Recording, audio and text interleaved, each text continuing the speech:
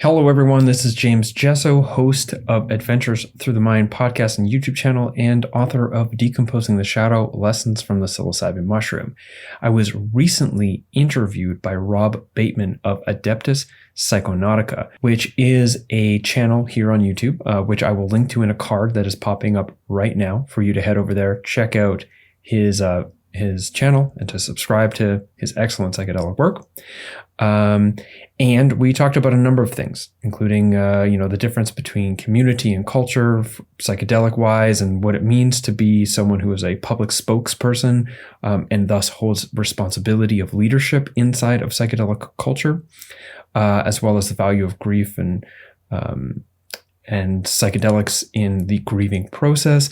We also talked a bit about enlightenment, which was released previously on another clip.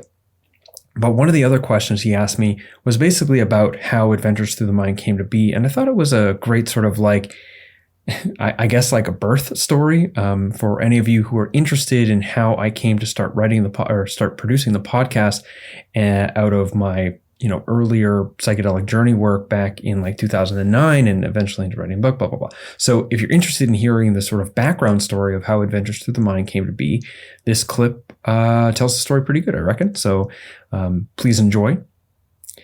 And if you liked what you heard here, it's right at the beginning of the interview, but just jump on over to Rob's channel, watch the entire interview. And if you like what you're seeing here on Adventures Through the Mind, if it's your first time finding this clip for some reason or another, make sure you subscribe to my channel as well. So without much further ado, here is my clip. Here is a clip of me talking on the Adeptus Psychonautica podcast about the birth of the Adventures Through the Mind podcast. So enjoy. Cool. So I guess just for the sort of the people on my channel, probably a good start here would be maybe just to kind of introduce yourself and tell us a bit about your own channel and what it is you're sort of what made you want to sort of start a channel and get involved with YouTube and stuff like that. Mm-hmm. Yeah, it's interesting when I get asked this question because I don't really have a clear sense of how to describe that. And I know from a marketing standpoint that's a real mistake. And it possibly is, reflective or revealing about the psychology by which my choices are being made, which is that I don't always have a sense of what it is I'm going to end up doing, as clearly as I do in hindsight of what a thing has meant or what it has come to mean over time as a consequence of a series of unintended discoveries about what I thought it was going to be turning out to be what it actually is, which turns out to actually be something else over time.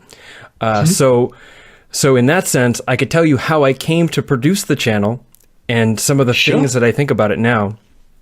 So the way that I came to produce the channel came out of a desire to talk about my mushroom experiences. I don't know if you've ever heard of this phenomenon of having profound psychedelic experiences and feeling like you need to tell other people about them. I've experienced it once or twice, yeah. But I ended up having quite a personally profound as in it had a profound impact. The gravity of these experiences re-altered or altered the very center of my life. But I had a profound series of experiences with psilocybin. And one of those experiences sort of encouraged me, or another way I put it is the mushrooms told me I should write a book about my experiences. So I started writing about it. I was getting a lot of positive feedback from my community about its value. And it was coming into a cultural landscape that lacked the type of perspective that my book was offering from what's publicly available in the sort of in the common space or in the intellectual commons of the psychedelic culture that is approachable and accessible from the anywhere, everywhere. And I wanted to bring that forth. And so in that, I kind of, I was inspired by Terence McKenna and his ability to travel around and two things. One, his ability to have a career based off writing a couple of books and then doing a lot of talks, and also his premise of find the others. And my sort of sense that what I was doing was hoping to, engender a certain quality of discourse in the culture that I hadn't seen, like I said, readily accessible en masse. And this was, the book was released in 2013. I began writing it in 2011. which is far from, the psychedelic mainstreaming that we would consider as commonplace now. Oh yeah, of course, mushrooms, but there was no, oh yeah, of course, mushrooms in the public discourse, 10 years ago. This is new. Or it's certainly much more so now than it was then.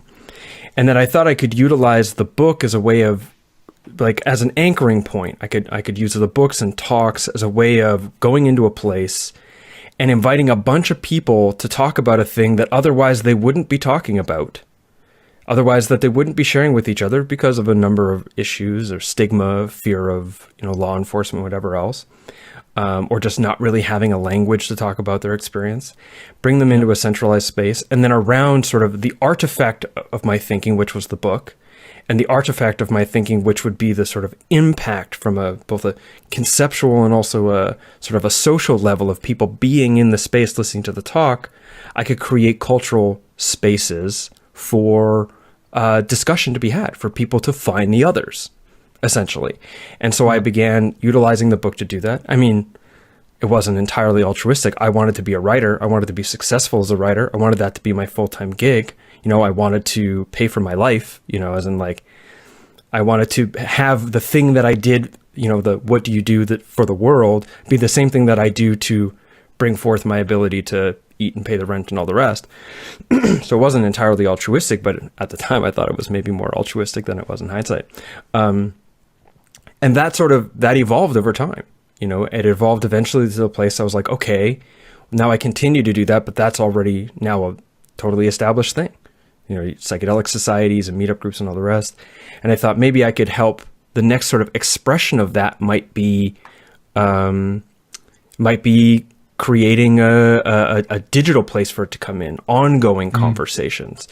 And I wanted that from what could I just drop into the culture and sort of like seed into the culture to see what grows. There's a lot of things that I put in there that in hindsight, I'm like, yeah, that was a really great point in my thinking, but I have since grown out of certain ways of thinking about stuff, talking about stuff. But from a seeding perspective, but also from a selfish perspective of, like, I would also get to have conversations with these really awesome people who I think are super switched on, and I could use my podcast as an excuse to do that. But I could also do it in a way where I'm kind of giving back. So I'm like shaking my own hand while sort of shaking the culture's hand. That was a fingers crossed. And that's how the podcast came about. And so since then it's just continued. There was also a sense that with Patreon coming in around the time that I started, I was like, whoa, I could stop doing what I was doing, which was my entire funding of everything I was doing was based on crowdfunding. I was like, yes, I want to make money doing this, but I want to make money from the sense of, like, hey, I'm going to do this thing. I'm going to do it. I'm going to do it for free. I'm going to do it because I believe that it's right and good. And if you think it's a good idea, you can help me do it by helping me fund this project, right? And that sort of, Patreon became sort of the next logical step in a crowdfunding mentality when I wanted to make my livelihood producing things for free that are supported by a larger community of people, rather than, say, trying to build up my numbers so that I could rely on advertising funding or product sales or whatever.